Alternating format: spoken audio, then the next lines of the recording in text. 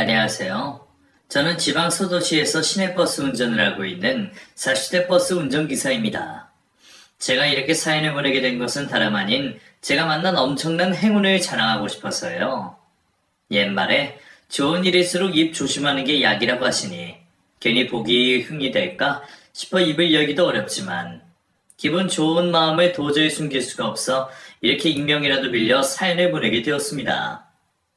사실 저는 지난 40여 년 별로 행복한 적이 없는 사람이었거든요. 어쩌면 제가 불행했던 건 고아의 노총각인 제 처지 때문이었을지도 모르겠습니다. 돈이 아무리 많아도 아무리 건강해도 그 좋은 것들을 같이 누릴 사람이 없으면 사람은 행복해질 수 없을 테니까 말이에요. 물론 제게도 처음부터 아무도 없었던 건 아니었습니다.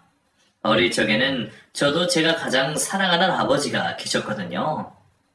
그 시절 아버지는 저의 전부나 다름이 없었습니다. 그 시절 아버지 역시 지금의 저처럼 버스 운전 일을 하셨고 제가 어릴 적에는 가끔 저를 뒷좌석에 태우고 운행을 하시기도 하셨어요. 그때의 기억들이 아마 제 평생 가장 행복한 기억들이 아니었을까 싶네요.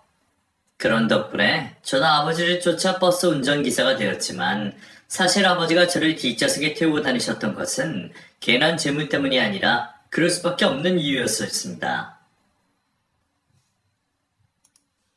사실 아버지가 저를 뒷좌석에 태우고 다니셨던 것은 괜한 재미 때문이 아니라 그럴 수밖에 없는 이유에서였습니다. 사실 저는 어머니가 일찍 돌아가셨거든요. 아니, 저 때문에 어머니가 돌아가셨다는 말이 맞겠죠. 어머니는 저를 낳다가 돌아가셨습니다. 그 시절에는 아이 낳다 죽는 사람들이 많았다고 하지만 그게 하필 저희 어머니 얘기가 될 필요는 없었을 텐데 말이에요. 그래서 제 생일은 저희 어머니의 기일과 같은 날이 되었고 저는 날 때부터 엄마를 그렇게 만든 재수없는 자식이 되어야만 했습니다. 아버지는 그 일로 저를 한 번도 탓하신 적 없으셨고 어머니 대신 저를 혼자 잘 키우려 노력하셨지만 제 생일마다 완전히 웃어 보이실 수 없는 슬픈 아버지를 볼 때마다 저는 괜히 죄스러울 수밖에 없었습니다. 어쩌면 그래서인지 그런 기구한 발자를 타고난 저는 아버지마저 일찍 열고 말았네요. 아버지는 제가 10살 생일을 맞고 얼마 지나지 않아 사고로 돌아가셨습니다. 막차 운행을 마치고 늦은 밤 집으로 돌아오시는 길에 웬 음주운전 차량에 뺑소니를 당하셨죠. 음주운전을 하고 사람을 친 가해자가 잘못된 것이겠지만 이런 저는 그 일을 제 탓으로 생각했습니다. 집에 혼자 있을 제가 걱정되어 버스 뒷좌석에 태어나시던 아버지는 늦은 시간 운행을 하실 때면 매번 저 때문에 퇴근길에 재촉하시던 분이셨습니다. 그래서 어쩌면 그날도 괜히 퇴근하는 발걸음을 서두르시다가 변을 당하신 건 아닐까 생각했었죠. 내가 아니었다면 퇴근 후에 동료분들과 근처 술집에서 술을 드셨을 수도 있고 기다리는 사람 없는 퇴근길에 서두를 필요도 없으셨을 텐데 말이에요.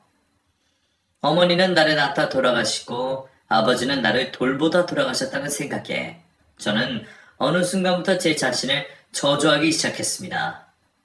그래서 고아가 되어 보육원에 들어가는 일도 전혀 개의치 않았어요. 내가 무슨 꼴을 당해도 나는 그럴 만한 사람이라 생각하며 어떤 고생과 어려움 앞에서도 절대 눈물을 흘리지 않기로 다짐했죠. 그래서 저는 아버지가 돌아가신 이후로 한 번도 눈물을 흘리지 않았습니다. 부모님의 기일마다 가슴으로 피눈물을 흘리면서도 남들 앞에서는 절대로 약한 모습을 보이진 않았었죠. 그렇게 10살 나이에 일찍이 고아가 된 저는 그 뒤로 제 스스로를 책임지며 삶을 버텨낼 수밖에 없었습니다. 고아라며 무시당하고 보육원에 산다고 따돌림을 당해도 돌아가신 부모님을 생각하면 저는 불평을 할 수조차 없었어요.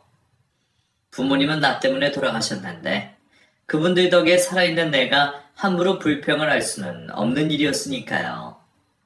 부모님을 생각하며 저는 비뚤어지지 않고 잘 살아야만 했고 덕분인지 성실하게 일하며 나름 자리를 잡아갈 수 있었죠. 일찍부터 아버지를 따라 버스기사의 꿈을 꾸며 마을버스 운행을 하면서 버는 족족 돈을 착착 모으기 시작했습니다. 제가 돈을 모았던 이유는 딱 하나밖에 없었어요. 언젠가 나와 함께할 내 가족을 위해서였죠. 부모님을 일찍 여인 저는 늘 가정을 꾸리기를 꿈꿔왔었습니다. 나도 사랑하는 사람을 만나고 아이를 낳고 그렇게 가족의 울타리가 생긴다면 더 이상 고통받지 않고 행복해질 수 있을 거라 생각했거든요. 그렇게 정말 사랑하는 여자를 만나고 꿈만 같은 결혼까지 생각하게 되었지만 저의 바람은 결코 이루어지지 못했습니다. 강인한 말일지 몰라도 결혼할 여자 집에서 저를 많이 반대하셨거든요. 저도 고아 주제에 쉽게 허락을 받지 못할 거라는 걸 잘 알고 있었습니다. 반대는 무릅쓰고 어떻게든 버텨낼 자신도 있었죠. 그래서 그 집 대문 앞에 무릎 꿇고 몇 시간도 기다려보고 어른들에게 사정도 하며 상고초를 해봤지만 저는 결국 한겨울에 그 집 대문 앞에서 물벼락을 맞으며 쫓겨날 수밖에 없었습니다. 부모 둘 다 죽고 재수원 붙은 놈이 어디 남의 집 기아딸을 넘봐? 괜히 재수원 공개 생각하지 말고 돌아가서 니놈 주제 파악이나 제대로 해. 그건 결국 저를 가족으로 받아들일 수 없다는 말씀이시겠죠. 그래도 여자친구 마음만 확고하다면 저는 그런 물벼락을 몇 번이고 더 맞을 자신이 있었습니다. 분명 그 전까지는 여자친구도 제 편일 줄 알았거든요. 나는 시덕씨랑 꼭 결혼할 거야. 내가 시덕씨 얼마나 사랑하는지 시덕씨도 잘 알잖아. 우리 부모님도 지금은 저렇게 하시지만 결국 허락하실 수밖에 없을 거야. 그러니까 우리 같이 이겨내자. 그런 말을 하던 여자친구를 끝까지 믿었던 저는 어느 날 결국 이별을 통보받게 되었습니다. 부모님의 설득에 마음을 돌렸는지 얼마 뒤 저 몰래 손을 보고 왔더군요. 그 일이 제게는 너무 큰 충격이었습니다. 처음이자 마지막으로 희망을 품었던 일이 물거품이 되며 저는 다시는 누군가를 만나거나 새 출발을 할 수 있는 희망을 잃어버리게 되었죠. 그 후 저는 사람들에게 완전히 마음의 문을 닫은 채 또 총각이 되었어도 혼자 외롭게 지낼 수밖에 없었습니다. 그나마 버스 기사가 되어 매일 승객들에게 인사를 받는 것이 제가 누리는 유일한 행복이었죠.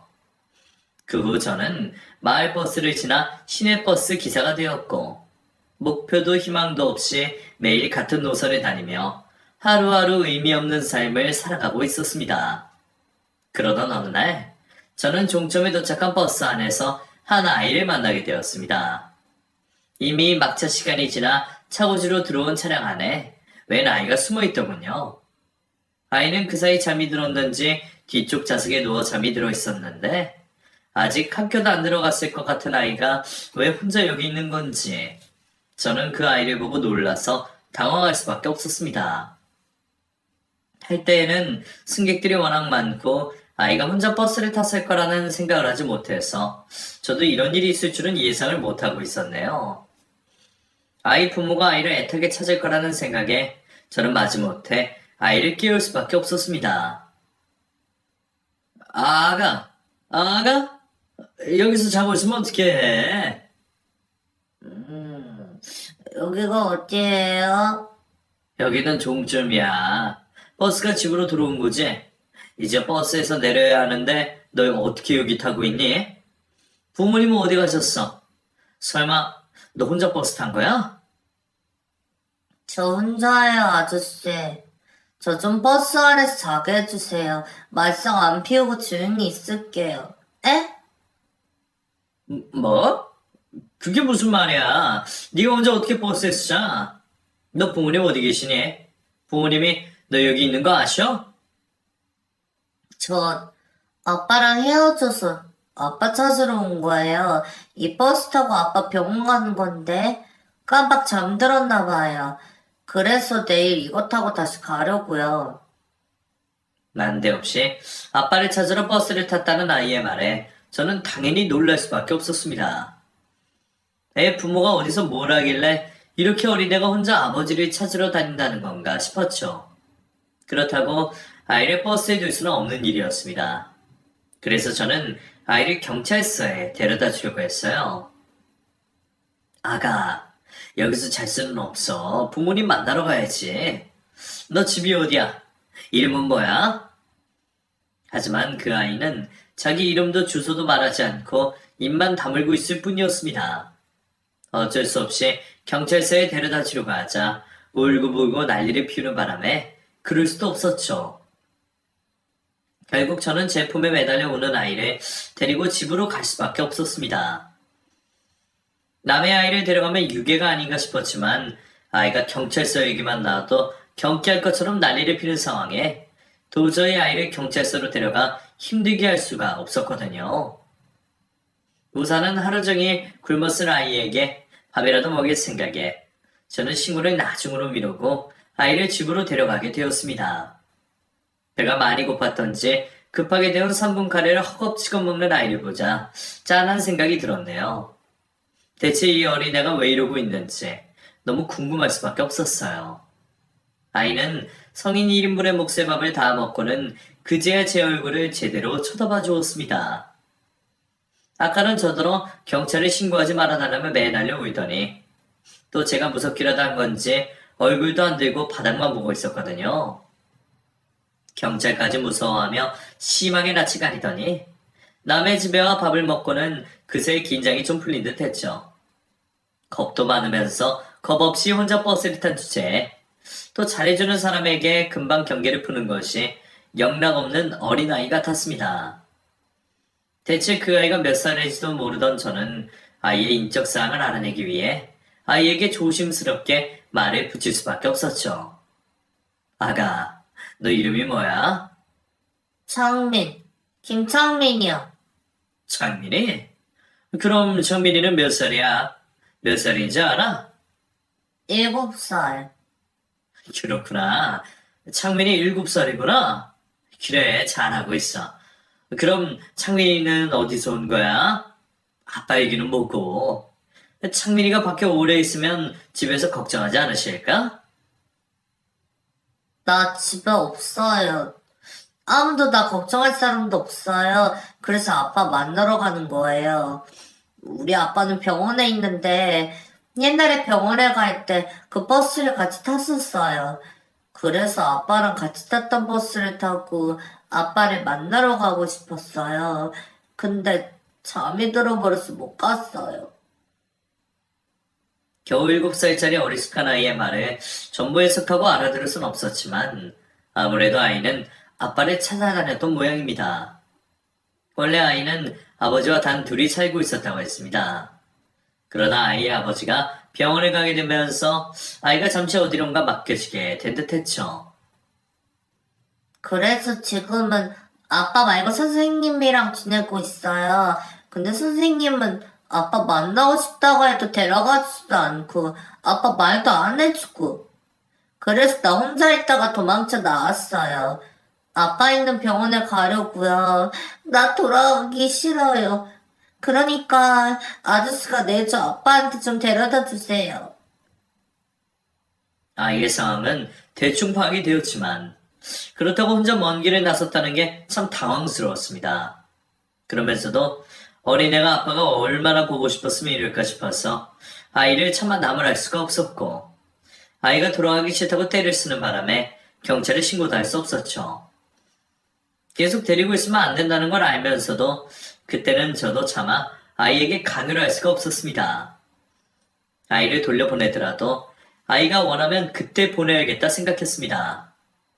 이대로 경찰들에게 아이를 보내버리면 아이가 또 버림받았다고 상처를 받는 건 아닐까 염려스러웠거든요. 사실 저는 누구보다 그 아이의 속을 이해할 수밖에 없는 사람이었습니다. 저도 어린 시절 아버지를 잃었고 비슷한 일을 겪었으니까요. 그때 저는 그 아이보다 몇 달 더 많은 형이었음에도 그 상황이 무척 버거웠습니다. 매일 아버지를 그리워했던 제 어린 시절을 떠올린 저는 아이가 아버지를 만나게 해주고 싶었습니다. 그래서 경찰에 알려 아이를 데려가게 하기 전에 아이 말대로 제 버스를 타고 갈 수 있는 병원에서 아이의 아버지를 찾아보기로 했죠. 제 버스를 타고 갈 수 있는 병원은 많지는 않았습니다. 꽤 거리가 있는 곳까지 전부 포함해도 4개가 넘지 않았으니까요. 그런데 그 어떤 곳에서도 아이가 말하는 아버지는 있지 않았습니다. 혹시 그 병원에 김경석이라는 입원 환자분 계십니까? 나이는 40대 정도로 7살짜리 아들이 있어요. 아니요, 저희 병원에는 그런 이름의 환자분 안 계신데요? 제가 매일 운전하는 버스 노선 근처에 모든 병원에 전화를 걸어봤지만 어디서도 아이가 말하는 아이 아버지의 이름은 나오지 않았습니다. 아이가 자기 아버지 이름에 헷갈린 게 아닌 이상 그렇다면 아이의 아버지가 그 병원들이 없다는 이야기이겠죠. 결국 아이의 아버지를 찾지 못한 저는 다시 아이와 얘기를 나눌 수밖에 없었습니다. 창민아, 혹시 아버지 이름이 김경석 씨가 맞는 거지? 네가 착각을 했다거나 그런 건 아니겠지? 우리 아빠 김경석 맞아요. 여기 내 팔찌에도 이름 있잖아요. 제가 의구심을 느끼며 아이에게 묻자 아이는 옷 속에서 주섬주섬 미아 팔찌를 꺼내 보였습니다. 그제서야 아이의 미아 팔찌를 확인하게 된 저는 그곳에 적힌 아이와 아버지의 이름을 제대로 확인할 수 있었죠. 그곳에는 분명 아이가 제게 일러준 것과 같은 이름이 적혀 있었고 마침 그곳에 보호자 전화번호가 적혀 있는 것을 알게 된 저는 아이 몰래 번호로 전화를 하게 되었습니다. 하지만 이상하게도 그 번호 역시 없는 번호로 나오더군요. 아이 몸에 미아 방지 팔찌까지 해둔 부모라면 아이에게 관심이 없을 것 같지는 않은데 어디에도 그 부모의 흔적이 없는 것이 이상하기만 했습니다. 결국 아이가 지금 어디서 보호를 받고 있는지 알아야 상황 파악을 할 수 있겠다 싶었죠. 하지만 아이는 제가 혹여나 자기를 지내는 곳으로 그냥 돌려보낼까 싶은 건지 하루 종일 제 눈치를 보며 제 곁을 떠나지 못했습니다. 아저씨, 나 보내려고 그러는 거 아니죠? 경찰에 신고할 거 아니죠? 나 아빠 보기 전까지 안 갈 거예요. 제발, 나 신고하지 마세요. 네? 아이가 그렇게 간절히 말하는데 아이의 말을 쉽게 무시할 수 있는 사람은 몇 안 될 겁니다. 그렇다고 저도 하루 종일 아이를 데리고 있을 수 없었기에 이래저래 참 난감할 수밖에 없었죠. 덕분에 저는 급한 일을 핑계로 회사에 휴가를 낼 수밖에 없었습니다. 사실 제가 갑자기 휴가를 쓴 건 그때가 처음이었어요. 그동안 다른 기사들 사정 봐주면서 대타는 뛰어봤지만 제가 남들에게 내 사정 부탁한 적은 한 번도 없었거든요. 지난 수년간 일을 하면서 제가 휴가를 낸 건 생전 처음이기에 다들 놀라기나 하면서도 깊게 사정을 묻지는 않더군요. 덕분에 저는 무사히 휴가를 내고 아이를 챙길 수 있었습니다. 그동안 아이가 혹시 불편하지는 않을까 세심하게 신경 쓰며 아이와 시간을 보내게 되었죠. 다행히도 아이는 저를 잘 따르는 듯 했습니다. 애가 가출을 한 애가 맞나 싶을 정도로 저와 지내면서는 아무 걱정이 없어 보였거든요. 물론 아쉽게도 아이의 아버지는 찾아오지 못했지만 그래도 아이가 불안하지는 않아 다행이다 싶었습니다. 그래도 결국 제가 그 아이를 계속 맡을 수는 없는 일이었습니다. 분명 아이를 찾는 곳이 있을 텐데 이러다가는 제가 정말 유괴범으로 몰리기 딱 좋겠더라고요. 장인아, 이제는 돌아가야 하지 않을까? 아빠는요? 아빠 보러 안 가요? 아저씨가 창민이 아버지 찾아주고 싶었는데 소식이 닿지 않네. 차라리 창민이가 말하는 선생님이라면 알고 계실지도 모르는데 말이야. 그러지 말고 창민이도 이제는 돌아가는 게 좋지 않을까? 창민이도 선생님 보고 싶다고 한 거 보면 선생님도 나쁜 분은 아니신 것 같은데. 그래? 그건 맞는데, 그래도 아빠 보고 싶었는데. 지금은 아저씨가 창민이를 도와줄 수 있는 게 아무것도 없어. 그리고 창민이 말대로 선생님이 좋은 사람이라면 그 선생님은 지금쯤 창민이를 찾는다고 엄청 힘들어하실 거야.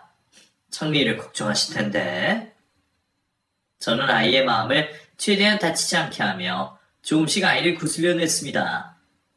그래도 며칠 지내보니 아이가 같이 지낸다는 선생님이라는 분을 싫어하는 건 아닌 것 같더라고요.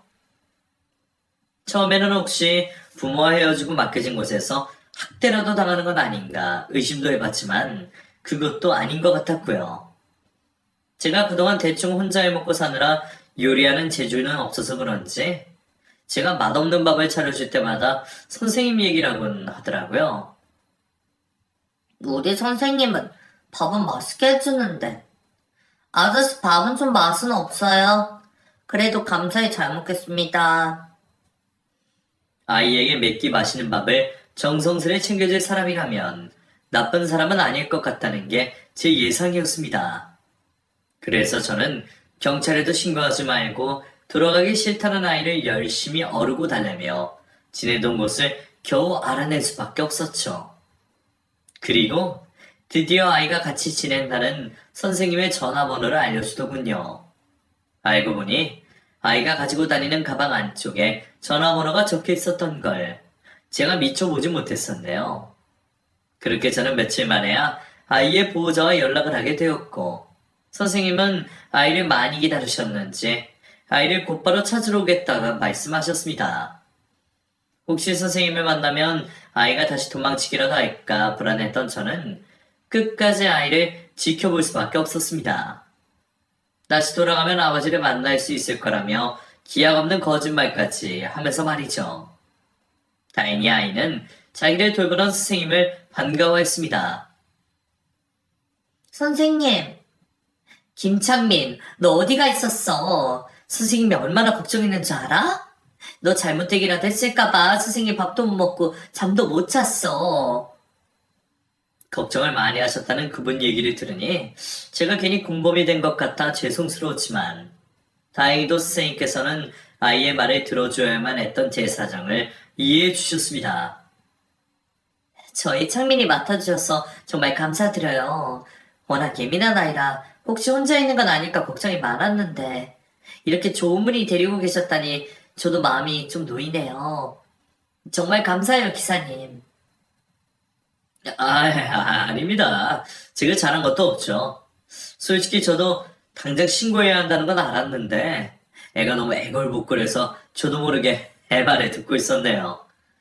그러면서도 아이를 찾을 분이 계실까봐 걱정도 되고 혹시 유괴범이 되는 건 아닌가 싶기도 했는데 이렇게 돼서 다행이다 싶습니다. 그래도 그동안 창민이 밥도 잘 먹고 잘 지내고 있었어요. 그래 보여요. 원래 창민이가 아무한테나 말하고 그런 애가 아니거든요. 저한테 마음을 연 것도 한참 걸려서 원래 밖에서는 말을 잘 안 해요. 그래서 말 못하는 아이인가 오해도 받고요.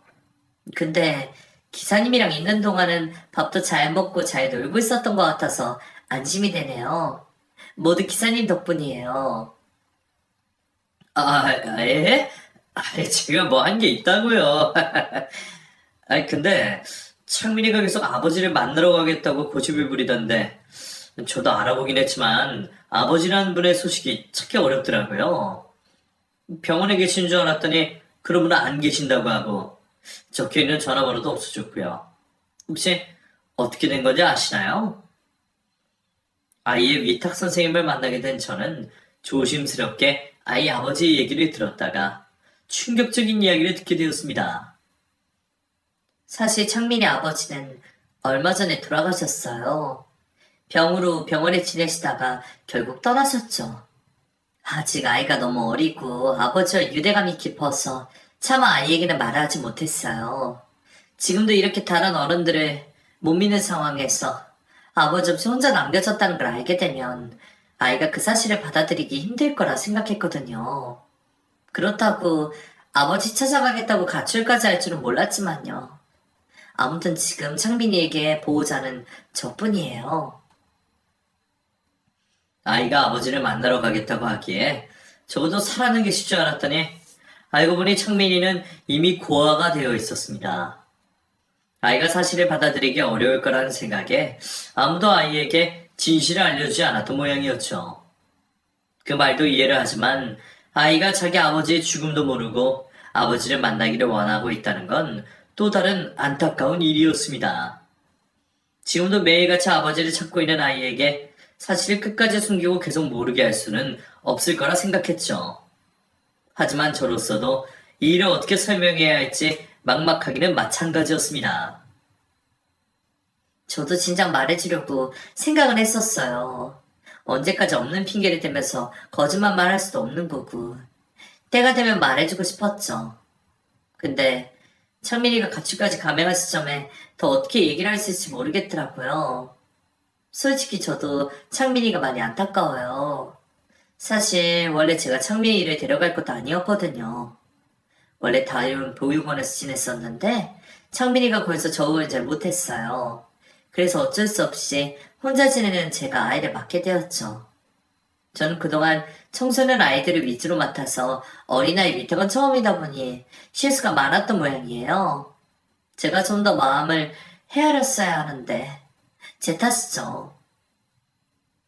그래도 그게 어떻게 선생님 탓이겠나요? 선생님이 잘해주셨으니 아이가 선생님이랑은 지냈던 거겠죠. 저랑도 겨우 며칠 같이 지냈지만 그동안 선생님 얘기를 자주 하는 거 보면 선생님이 잘해주셨다 싶더라고요. 특히나 밥을 맛있게 해주셨다면서요? 아마 저한테 마음을 연 것도 제가 자기 아버지 같은 남자 어른이라 그런 게 아닌가 싶네요. 그리고 저도 창민이처럼 일찍 아버지를 떠나보내기도 했고요. 아마 서로 모순결에 비슷한 사정인 걸 알아서 마음이 같던 게 아닐까 싶어요. 그럼 제가 한번 창민이한테 얘기를 해보는 게 어떨까요? 그래도 제 얘기는 이해하지 않을까요? 아이가 도통 마음을 열지 않아 힘들었다던 선생님의 말씀을 들으며 저는 제가 한 번 더 아이의 마음을 열어보기로 결심했습니다. 물론 이 일로 괜히 아이에게 더 힘든 일을 만들어줄지 모르겠지만 괜히 희망 고문만 시키기보다는 적어도 사실을 알고 있는 게 아이에게도 나은 일일 거라 생각했어요. 말을 전하는 입장에서는 괜히 죄인이 된 것 같고 껄끄럽겠지만 아이를 위해서라면 악역도 다쳐야 하는 게 참된 어른일 거라 생각했습니다. 그럼에도 무슨 말을 어떻게 꺼내야 할지 무척 고민스러웠지만 아이를 위해 이야기를 전할 수밖에 없었습니다. 잠시 선생님이 자리를 비켜주시고 저와 단둘이 남은 창민이는 그 사이 정이 들었는지 혹시나 제가 자기를 두고 가버릴까 걱정을 하는 듯 했습니다. 이별을 예상한 아이의 불안한 손짓 발짓이 괜히 제 마음을 아프게 만들었죠. 아저씨도 나 두고 갈 거죠? 이제 우리 헤어지는 거죠? 우리 아빠처럼 나 버리고 갈 거잖아. 창민아, 그런 거 아니야. 아저씨가 널 왜 버려? 우리는 또 만날 수 있어. 물론 같이 지내지는 못하지만 아저씨가 앞으로도 자주 보러 오면 되지? 우리 아빠도 그렇게 말했어요. 몇 밤만 자면 나 데리러 오겠다고 분명 찾으러 온다고. 그래놓고 나 버리고 아직도 안 나타나잖아요. 아버지가 자신을 버렸다고 생각하는지 마음에도 없는 원망으로 아버지를 탓하고 있는 아이를 보며 저는 가슴이 아팠습니다. 아버지가 아파서 돌아가셨다는 걸 알게 되더라도 어쩔 수 없는 서운함과 원망은 있겠지만 그래도 적어도 자신이 버려진 건 아니라는 게 위안이 될 거라 생각했어요.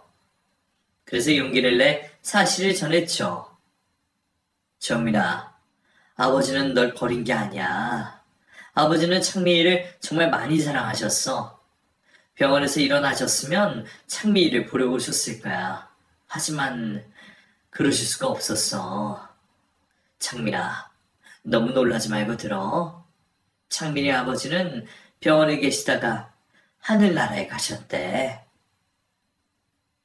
그래도 그 정도 말은 알아들을 나이였는지 아버지가 하늘나라에 계시다는 얘기를 듣자 아이는 큰 충격을 받은 듯 눈이 동그래졌습니다. 그리고 금세 그 두 눈 가득 눈물이 차오르기 시작했죠. 거짓말. 아저씨 거짓말하고 있지. 우리 아빠는 엄청 세고 튼튼해서 그럴 리 없어.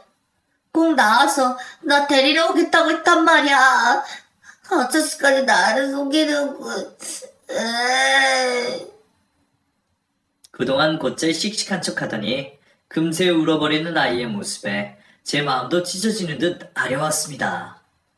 어쩌면 저도 똑같이 겪었던 슬픔이기에 그 마음을 더 깊이 헤아릴 수 있었는지도 모르겠네요. 미안하다, 창민아. 아휴, 미안해. 아이를 위해서라도 담담히 눈물을 참으려던 저도 결국 눈물을 터뜨릴 수밖에 없었습니다. 그렇게 저와 창민이는 한참을 끌어안고 눈물을 흘리고 있었어요. 나이 먹고 그렇게 울어본 게 얼마 있지. 저도 어릴 적 아버지 일은 10살 배기 때로 돌아간 것처럼 눈물을 흘렸네요. 그래도 그게 아이에게는 꽤 도움이 되었던 모양입니다. 가끔씩은 자신과 함께 울어줄 사람만으로 위로가 되는 건지, 아이는 제가 자신과 같이 울어주는 것에 조금 마음이 기대게 된 듯 제품에서 한참을 목 놓아 울고 있었습니다. 아저씨, 그럼 나 이제 우리 아빠 못 봐요? 아빠는 하늘나라에 간 거예요? 그래. 그래도 아버지는 언제나 창민이를 보고 계실 거야. 하늘에서 다 보고 계시지. 너무 멀어서 창민이한테 닿기는 어렵지만 그동안 아버지가 창민이를 사랑하고 걱정하신 것처럼 저 위에서 변함없이 창민이 생각을 하고 계실 거야. 지금 창민이가 이렇게 울고 있는 모습도 보고 계시겠지? 그럼 우리 아빠가 슬프겠네요? 아빠는 내가 울면 가슴이 아프다고 했거든요. 그럼 내가 안 울고 씩씩하게 지내야지 우리 아빠가 하늘나라에서 편하게 있겠네요? 그렇지. 창민이도 아빠가 걱정하시는 거 싫지? 네, 싫어요. 아빠가 아픈 것도 싫고요. 우리 아빠도 많이 아팠어요. 맨날 아프고 주사도 많이 맞고. 그래서 나는 아빠가 이젠 안 아팠으면 좋겠어요. 아저씨, 하늘나라는 좋은 곳이에요? 거기서는 우리 아빠도 안 아플 수 있을까요? 그럼 그곳은 좋은 곳이지.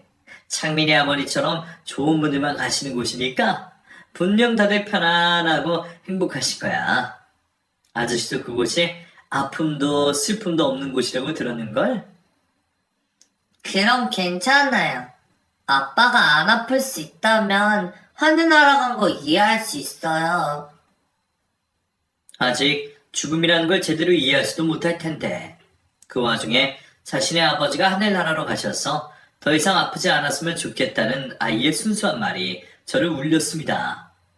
그 아이의 마음이 얼마나 착하고 아픈지 신을 믿지 않던 저도 그 앞에서는 차마 거짓말을 할 수밖에 없었죠. 저의 선의의 거짓말이 아이의 마음을 조금이라도 풀어주기를 바라면서 말이에요. 다행히 제 말을 이해를 했는지 아이는 조금은 씩씩해져 보였습니다. 어쩌면 자기가 슬퍼하는 모습을 보이면 하늘나라에 계신 아버지가 가슴이 아플까 걱정을 하는 건지도 몰랐죠. 애써 울음을 참으려는 아이가 너무 안쓰러워 보였지만 스스로 이겨내야 앞으로를 살아갈 수 있기에 저는 그런 아이를 오히려 북돋아줄 수밖에 없었습니다. 그래, 창민아, 잘 견뎠어. 창민이는 앞으로도 잘 견딜 수 있을 거야. 아버지랑 떨어져 있게 되었지만 결국 나중에는 다 다시 만나게 되어 있는 거야. 그때까지 창민이가 씩씩하게 잘 자라야 나중에 아버지를 다시 만나서 아버지가 좋아하시겠지? 아저씨도 창민이가 그때까지 잘 지낼 수 있게 많이 도와줄게. 나도 있고 선생님도 있는 한 창민이는 절대로 혼자가 아니야. 그걸 꼭 기억해야 돼. 알아요. 아빠가 전부터 항상 말해줬어요. 세상에는 나쁜 사람들도 있지만 좋은 사람들도 많다고요. 내가 좋은 사람으로 살다 보면 꼭 좋은 사람을 만날 수 있을 거라고 말해주셨어요.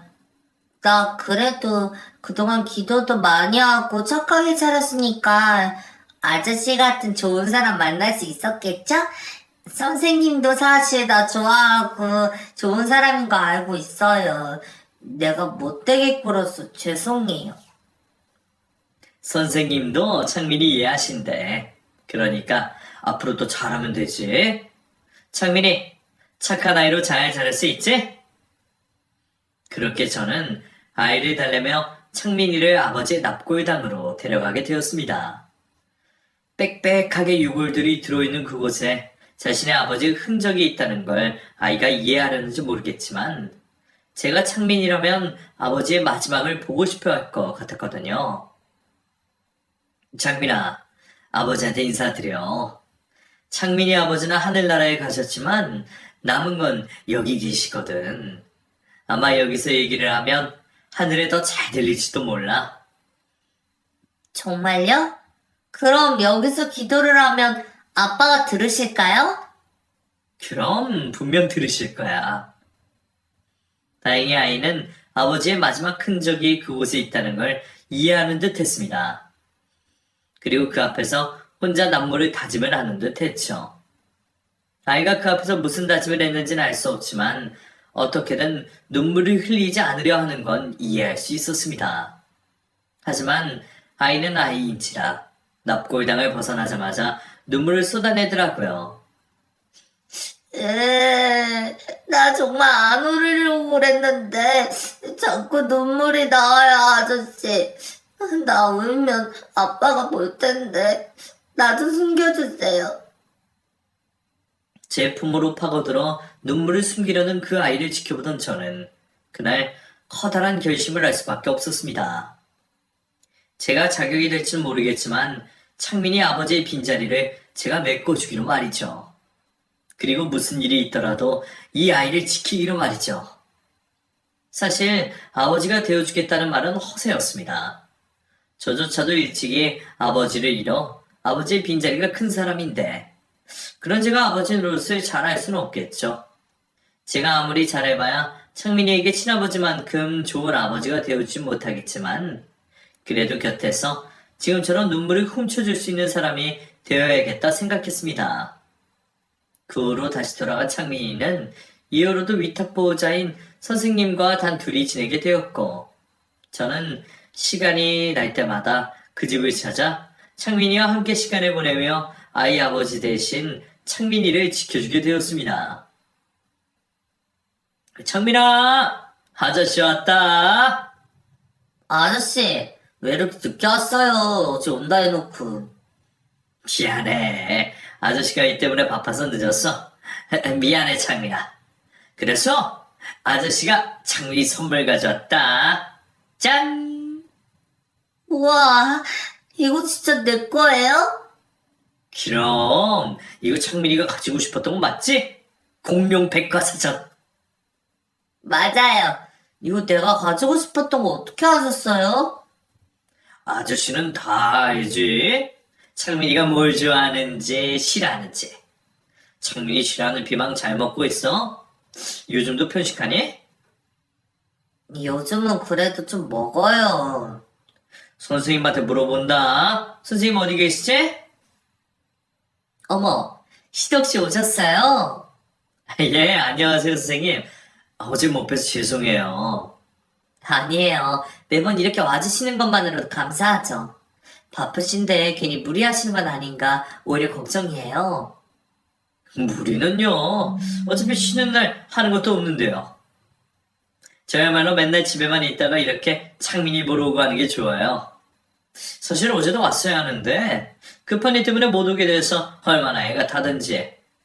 요즘에는 쉬는 날이 왜 이렇게 없나 한스럽다니까요. 사실 저보다는 선생님이 더 힘드시겠죠. 하루 종일 혼자 아이돌 보는 게 쉬운 일은 아니잖아요. 저야 이게 일인데요, 뭘. 그래도 창빈이가 시덕씨 덕분에 많이 좋아졌어요. 제가 조금이나마 도움이 되면 다행인 거죠. 그래도 그건 저 때문이 아니라 선생님 때문일 거예요. 선생님이야 매번 창민이 곁에 계셔 주시지만 저는 그냥 가끔 이렇게 선물 가져오는 것밖에 없으니까요. 근데 시덕씨는 언제까지 저를 선생님이라고 부르시려고요? 제가 시덕씨 선생님도 아닌데 그냥 편하게 이름 부르시라니까요? 그럼 저도 시덕씨한테 다시 기사님이라 부를까요? 저도 이름을 부르고 싶긴 한데 괜히 어색해서. 그럼 이제 지선 씨라고 하겠습니다. 우와, 선생님이랑 아저씨랑 이제 많이 친해진 거예요? 그럼 우리 다 같이 놀러 가요. 그새 저와 위탁 선생님인 지선 씨도 꽤 많이 가까워졌고 어느샌가 저희들 사이에는 묘한 분위기까지 생겼습니다. 창민이를 보러 다니다 보니 매번 지선 씨를 같이 만날 수밖에 없었고 아이 문제로 고민을 나누다 보니 저희도 모르는 새에 어느새 서로 정이 들었던 모양입니다. 어느새 저도 창민이만큼이나 지선 씨를 보고 싶어 했고 저를 기다리는 사람이 이제는 창민이만이 아니게 되었죠. 결혼이나 연애 같은 건 포기했다 생각했던 저도 끌리는 마음은 어쩔 도리가 없었던 건지 어느새 저는 지선 씨를 향한 마음을 조금씩 품어가기 시작했습니다. 하지만 지선 씨나 저나 쉽게 연애를 할 만한 사정은 아니었었죠. 그때는 저희들 모두 창민이가 더 중요했기에 괜히 저희들이 가까워지느라 창민이에게 소홀해진다면 겨우 마음을 열었던 창민이가 또다시 어른들의 오해를 하고 상처를 받을까 싶어 창민이에게만 집중할 수밖에 없었습니다. 그래도 저희들의 노력이 헛되지는 않았던 건지 창민이는 점점 안정을 찾아가며 밝은 모습을 되찾아가는 듯 했어요. 하지만 그게 좋은 일만은 아니었습니다. 창민이의 상태가 좋아졌다는 건 저희가 헤어져야 할 날이 가까워졌다는 말이었으니까요. 처음부터 창민이가 지전 씨에게 맡겨진 것은 임시였습니다. 아이가 워낙 마음을 붙이지 못하다 보니 보육원이나 그룹홈으로 가지 못하고 혼자 지선 씨에게 맡겨진 거였죠. 그래서 그동안은 지선 씨와 단 둘이 지내던 창민이었지만 계속 그럴 수는 없는 일이었습니다. 아이가 안정을 찾고 적응을 하면 곧바로 보육원으로 보내져 입양을 기다리거나 다른 그룹홈에 들어가야 할 사정이었죠. 처음부터 저도 지선 씨도 그 사실을 알고 있었고 저희가 창민이와 계속 함께 할 거라는 생각을 하지 않았지만 막상 헤어질 때가 다가온다 생각하니 견디기 힘든 게 사실이었습니다. 저도 보육원에서 지내서 알지만 이 보육원살이가 아이에게 좋은 일은 아니니까요. 게다가 다른 가정으로 입양을 가거나 다른 곳에 가게 되면 앞으로는 지금처럼 편히 만날 수 없게 되기에 어쩌면 저는 창민이와 영영 헤어질지도 모른다는 걱정을 할 수밖에 없었죠. 그렇다고 제가 어떻게 할 수 있는 일도 없었지만 아이를 보낼 자신이 없던 저는 되도 않는 고민을 할 수밖에 없었습니다. 그런데 그런 걱정이 저만의 걱정이 아니었던지 지선 씨 역시 제게 고민을 털어놓더군요. 저 시덕 씨, 이제 곧 창민이 떠나야 하는 거 아시죠? 아, 예. 다음 달에 간다고 했죠? 그럼 보육원으로 가게 되는 건가요? 예, 지금으로는 그렇게 될 것 같아요. 원래 창민이가 그쪽에서 왔었거든요. 시설에서는 아무래도 한번 경험이 있던 곳이라 아이가 적응하기에도 낫지 않겠냐고 하시네요. 저도 이왕이면 그게 나을 것 같았고요. 근데 뭐 어딜 가든 제 마음이 편할까요? 솔직히 저 요즘 잠이 안 와요. 창민이 보낼 생각을 하니 마음이 너무 안 좋네요. 위탁이 처음인 것도 아닌데 이렇게 정이 들었던 적이 없어서 그런지 너무 힘드네요. 사실 저도 그래요. 저도 지선 씨처럼 창민이 보내기가 힘드네요. 근데 그렇다고 무슨 방법이 있겠어요? 제가 창민이 데리고 살 수도 없고. 사실 저 같은 게 뭐라고 창민이한테 부모가 되어줄 수는 없죠. 창민이가 좋은 양부모 만나서 입양을 가면 그게 제일 좋은 건데 솔직히 그것도 걱정이에요. 보육원 가면 정말 좋은 부모 만날 수 있는 거예요? 혹시나 입양 가서 잘못되기라도 하면 어떻게 할지. 그분들이 창민이를 자기 자식처럼 아껴주시면 좋을 텐데요. 제가 주제넘게 생각이 너무 많죠? 그럼 시덕 씨가 창민이 부모가 되어주시는 건 어때요? 예? 그게 무슨 말씀이세요? 아예 말도 안 되죠. 제가 뭐라고. 왜요? 시덕 씨 충분히 자격 있잖아요. 시덕 씨 창민이한테 정말 좋은 아버지 노릇하고 계시잖아요. 지금처럼만 하시면 좋은 아버지 되실 텐데. 그리고 제가 곁에서 도와드릴 수도 있고요. 예? 지선 씨, 지금 그게 무슨 말씀이신지. 저도 시덕 씨랑 같은 마음이에요. 창민이에게 좋은 부모 되어주고 싶은 마음. 그리고 제 생각에는 저희 두 사람이 그렇게 할 수 있지 않을까요? 물론 쉬운 일이 아니겠지만 지금처럼 노력하면 창민이도 저희 진심 알아줄 수 있을 거예요. 저와 지선 씨는 고민 끝에 큰 결심을 내리게 되었습니다. 창민이만 좋다면 우리가 창민이의 보호자가 되어주기로 말이죠. 이번에는 가끔 들여다보는 아저씨가 아니라 정말 창민이가 기대고 의지할 수 있는 부모가 되기로 말입니다. 물론 쉬운 결정은 아니었습니다. 지선 씨와 제 사이에 나눠야 할 이야기들도 있었고 창민이와도 한참 얘기를 나눠야 했으니까요. 무엇보다 우리가 정말 좋은 부모가 될 수 있을지 그게 제일 큰 걱정이었죠. 나는 좋은 부모가 될 수 없을 거라는 생각에 차마 고민도 못 해본 일이었지만 처음부터 잘하는 부모는 없을 거라는 지선 씨의 말을 믿어보기로 했습니다. 사실 부모가 되기로 결심한 것보다 더 큰 결심은 결혼이었을지도 모릅니다. 제가 지선 씨와 서로 마음이 있다는 걸 알고는 있었지만 내 주제에 무슨 결혼이냐 싶어 언감생심, 꿈도 꾸지 못했으니까요. 하지만 지선 씨까지 저를 받아주신다고 하니 제가 그 마음을 모른 채 할 수는 없었습니다. 그렇게 많은 고민 끝에 저희는 부부의 연을 맺기로 하고 그 후 창민이를 저희가 입양하기로 차근차근 준비를 해나가게 되었습니다. 한 아이를 입양하기 위해 따지게 참 많았지만 그동안 제가 열심히 살아온 덕분인지 무사히 입양 절차를 받을 수가 있었네요. 무엇보다 저희의 결정을 환영해준 창민이의 덕분이었죠. 그럼 이제 정말 아저씨랑 선생님이 우리 엄마 아빠 되는 거예요? 정말 우리 셋이 같이 살 거예요? 그렇다니까. 앞으로 셋이 지내는 거 창민이도 좋아? 엄청 좋아요. 나 사실 아저씨랑 선생님이랑 떨어지기 싫었거든요. 근데 씩씩하게 살기로 약속해서 말을 못했어요. 그래서 지금은 너무너무 행복해요. 앞으로 저 말 잘 듣고 착한 아들 될게요. 고맙습니다, 엄마, 아빠. 저희를 엄마 아빠라 부르며 반기는 아이의 모습에 저는 그 순간 제가 세상을 전부 가진 것만 같았습니다. 그 기분을 어떻게 표현해야 할지 모르겠지만 로또에 당첨된 것보다 하루아침에 벼락부자가 된 것보다 기쁜 일이었어요.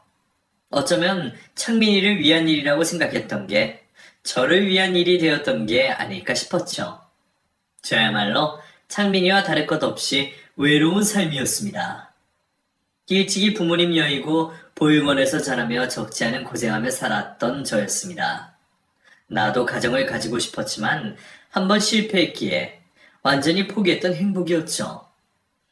그 후 창민이를 데려온 저희들은 별탈 없이 무사히 입양 확정을 받으며 창민이를 자식으로 데려올 수 있었고 완전히 우리 아들이 된 창민이에게 누구보다 좋은 부모가 되기 위해 노력하고 있습니다. 저와 지선 씨는 짧은 연애 끝에 부부가 되었지만 그래서 더더욱 매일이 신혼인 것처럼 알콩달콩 잘 지내고 있어요. 그래서 제게는 가정의 탄생이 초대박 행운일 수밖에 없네요. 그럼 여러분들도 저희 가족의 행복을 빌어주시기를 바라며 제 이야기를 여기서 마치도록 하겠습니다. 감사합니다.